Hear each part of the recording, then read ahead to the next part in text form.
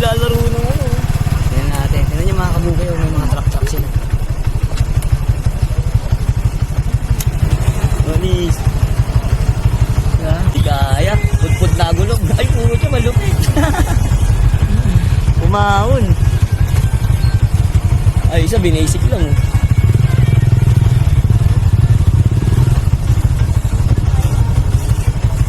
Galing pag ganun sila.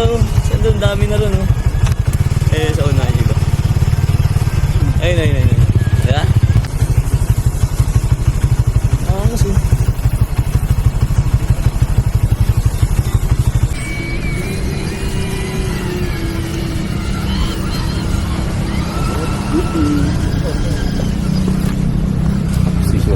Sige po. Ang dami parang makakabuhay mo.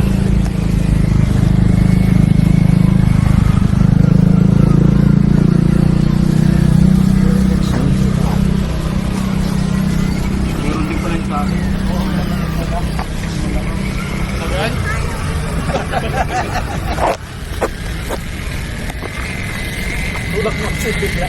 Isakto pagdating doon na.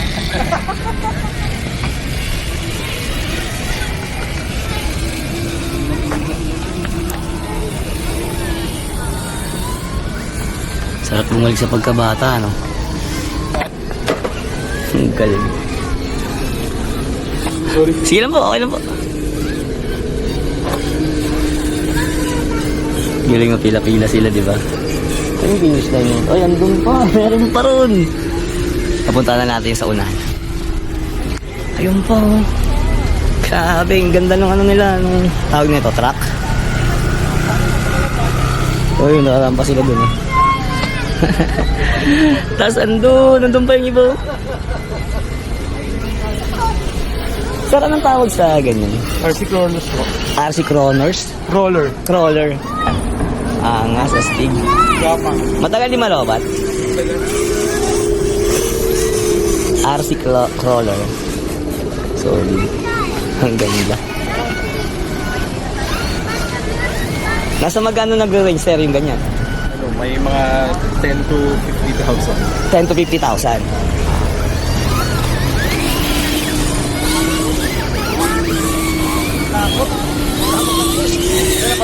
Ayun na sila. May grupo kayo, sir? Anong pangalan?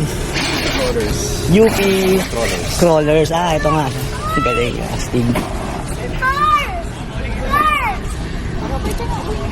Pwede ko i-post to, sir? Yung video. Yan, ayos. Salamat, sir. Maraming salamat. Ang ganda ng trip nila. Solid yung trip nila, mga kabukuyaw. So, meron silang group. Malamang, meron yung FB page, UP Crawlers. So, ang galing, nakakaaliw. Sarap bumalik sa pagkabata. Hindi ko lang alam kung maganda yung pagkakakuha natin, ha? Nakahanap ako ng trip. Doon na sila, ang bilis nila. Gusto ko yung gantong trip, ang dami nila mag-a-abanding. Ayun na lang sila.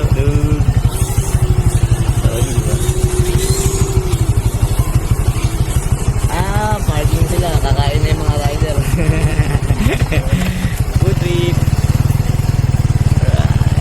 Solid.